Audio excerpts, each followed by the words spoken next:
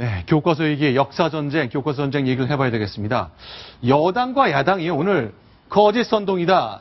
아니 혈서로 맹세하지 않았냐 이를 놓고 아주 감정 싸움 계속 이어가고 있는데 국회 상황 좀 정리해 보겠습니다. 조수진 차장, 네. 예비비 쓴다 이게 무슨 얘기예요? 내년도 교과서 예산 얘기죠? 네, 그렇습니다. 네. 그러니까 어제 국회 교육문화위원회에서는 이 새 교과서를 출간하기 위한 예산 문제가 전혀 논의가 안 됐는데요. 오늘 아침 동아일보의 단독 뉴스로 실렸습니다. 네. 그러니까 이미 국정교과서 편찬에 드는 44억 원의 예산을 예비비로 편성해서 국사편찬위원회에 이미 내려보냈다. 이런 소식이 전해진 거고요. 아니요, 그러니까 교과서를 만들려면 돈이 필요한데 그동안은 야당이 심히 안 하겠다. 그러니 일단 내년도 예산은 없기 때문에 못하는 걸로 예상하는 분들이 있었는데 그게 아니란 얘기인가요? 그렇습니다. 그러니까 네. 어제까지는 이 예산 문제를 야당의 반발로 다뤄보지도 못했는데 그렇죠. 이미 44억 원의 예산이 국사편찬위원회로 내려갔다는 겁니다. 근데 이게 일정이 너무 빠르게 진행되고 있는데요. 9일 이후의 상황이 굉장히 이게 어떻게 되는 거야? 하루 네. 이틀 사이에 다 이렇게 좀 이루어졌네요. 설명을 드리자면요. 지금 야당에서는 무슨 군사작전 하자는 거냐 네. 이러면서 굉장히 비판이 있는데요. 네네. 이 이유가 있습니다. 네. 9일까지는 황우여 사회부 총리가 네. 교과서 국정화는 결정된 것 없다. 이렇게 얘기를 했었습니다. 그렇죠. 네, 그러다가 12일 날에는 국정교과서 발행 일정을 발표를 했습니다. 그렇죠. 네, 그러니까 그거를 국정화 행정 예고라고 하죠. 네네. 그리고 바로 다음 날에 청와대에서 국무회의가 열렸는데 네. 여기에서는 이 사안은 야당의 반발로 예산 편성이 쉽지 않으니까 예비비를 통해서 편성을 하자.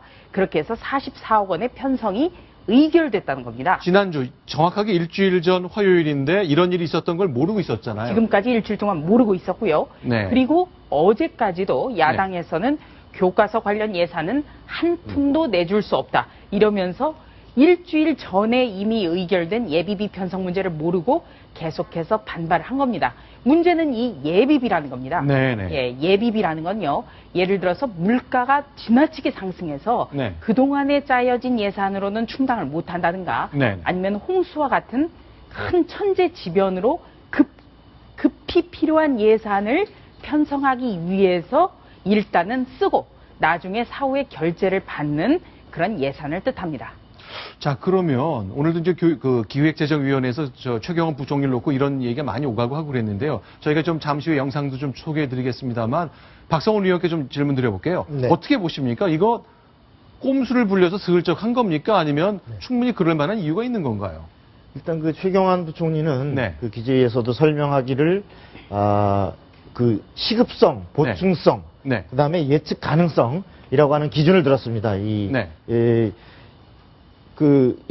이 예산 지출에 있어서 네. 당초 예측하지 못했던 지금 국정교과서의 문제에 대해서 네. 우선 필진을 선정하고 네. 그리고 또 그 교재를 개발하고 네. 또 운영비에 쓸 이런 용도로 부득이 일단 예비비에서 그 긴급하게 집행을 하고 네. 그다음에 나머지 이제 본 말하자면 제작에 필요한 교과서 제작에 필요한 이것은 이제 그 100억 원의 이런 본 예산으로 이 반영을 하겠다 이런 설명인데 그러니까 사실 당장 필요하니까 예비비에서 꺼내 쓴다. 그렇습니다. 그리고 지금 당장 내년 그러니까 후년도 첫 학기부터 쓰려면 네. 지금서부터 아까 얘기한 그런 작업을 착수해야 되는데 네. 이 올해 예산 통과돼서 다 연말에 12월에 다 예산 통과돼서 네. 하기에는 아까 그 작업 진행이 안 된다 이런 논리인데 그 형식 논리로 보면 일단 네. 예비비 지출의 용도는 가능하다라고 주장할 수 있을 겁니다. 네. 다만 문제는 이것을 하려면 그 야당과도 협의를 해서 네. 어떤 이러이러해서 이것을 우선 집행하겠다라고 하는 부분을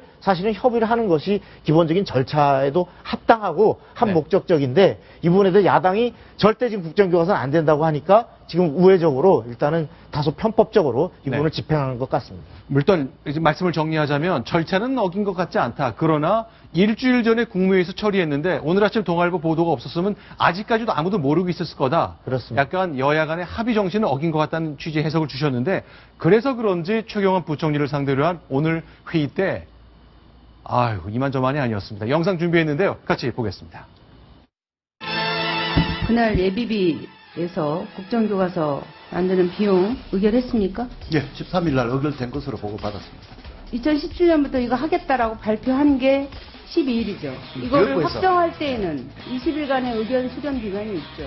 교가부에서 뭐 어떻게 그건 교가부 아니, 소관 이거, 근데 11월 2일 날 확정되지도 않았는데 돈부터 줍니까?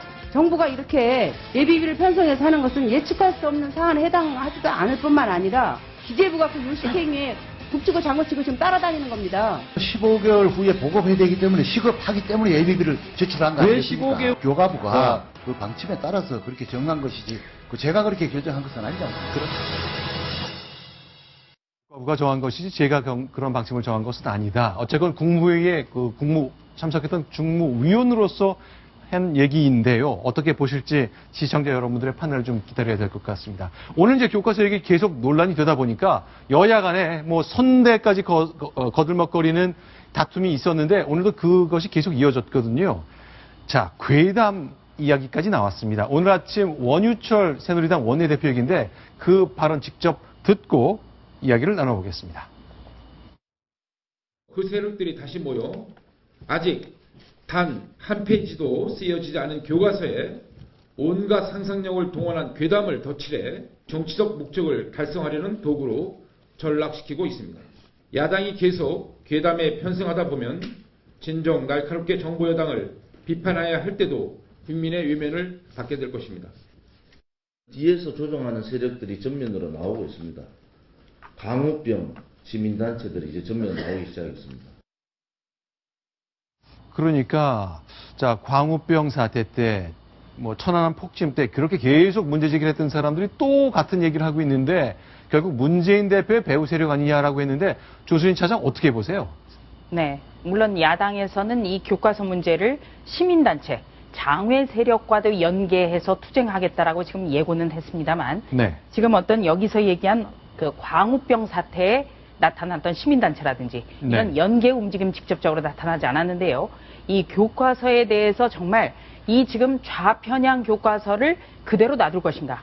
그리고 이 문제를 어떻게 하면 슬기롭게 해결할 것인가에 대한 근본적인 해법에 집중해야지 지금 계속 이 말장난이 이 본질을 덮는 그런 형국이 지금 계속되고 있습니다. 그래서 참 아쉬움이 큽니다. 자, 네. 사실 지금 야당이 시민단체에 휘둘렸다. 이 사안은 저는 그렇게 보지는 않습니다. 네. 지금 이 사안은, 물론, 현행 좌편향 교과서를 바꿔야 된다. 그러니까, 이게 무슨 소리냐. 무슨 교과서가 문제가 있냐. 결국 친일 독재 교과서 만들려고 하는 음모다. 라고 하는 주장에서는 네. 형식 논리적으로 이른바 광우병 촛불 시위를 했고, 네. 천안함은 북한의 폭침이 아니다. 라고 국내에서 막 주장했고, 그리고 FTA 하면 나라 경제 결단 난다라고 주장했던 네. 그런 어떤 그 단체들과 지금 현재 야당이 주장이 같은 것은 사실이지만 네. 이 주장은 사실 야당 내부에서도 네. 반드시 여기서는 물러설 수 없는 역사 전쟁이다라는 네. 자기 확신을 갖고 지금 나서고 자기 책임을 갖고 나서고 있기 때문에 옛날 네. 광우병 촛불 시위 때 막 야당 단체들의 압력에 끌려갔던 그런 사안과는 조금 다르지 않은가 그런 생각이 듭니다. 그동안 이제 계속 반대 시위를 했던 분들하고 생각은 같지만 이것 때문에 그 외부 세력을 활용한다거나 그런 단계가 아니라는 얘기십니다. 물론 현상은 없다는 거죠. 물론 네. 당내에 이런 네. 단체들로부터 이 역사 전쟁에 반드시 물러서지 말고 네. 끝까지 싸워야 된다라는 요구와 사실 압력이 있는 건 사실이지만 지금 이것은 자기 스스로의 야당의 자기 정체성을 갖고서 이걸 주장해 나가고 결국 책임도 스스로 지겠다라는 이러한 하나의 움직임으로 봐야 될 것 같습니다. 이건 어떻습니까? 그러면 이제 이종걸 원내대표가 아니 친일 선대에서 친일하고 독재했다는 거 사실 아니냐? 아니 혈서 쓰면서 친일 맹세하지 않았냐라는 말까지 하면서 다시 선대까지 끌어들이는 것은 오늘도 이어갔는데 이건 좀 어떻게 봐야 될까요? 그것도 대단히 잘못된 거죠. 네. 예.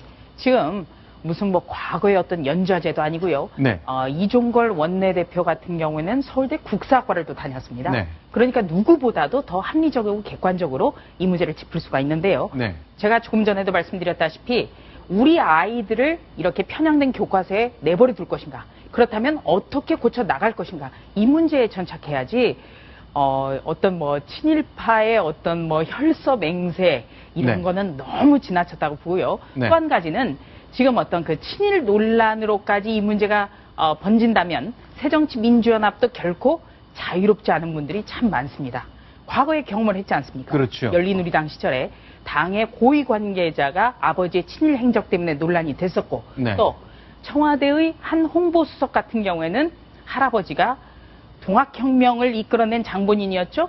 네. 조병갑 씨로 밝혀져서 굉장히 논란이 됐었고. 네. 그러니까 지금 과거는 과거대로 우리가 평가를 해야 되지만 네. 현재는 우리 아이들을 과연 이런 교과서에 맡겨둘 것인가. 그리고 지금 국회는 어떻게 할 것인가. 그리고 국민에게 정말 통합적인 어떤 통합의 모습을 보여주기 위해서 박근혜 대통령과 정치권부터 이 문제를 절차적 민주주의에 따라서 논의를 해야 된다. 이 말씀을 좀 드리고 싶습니다.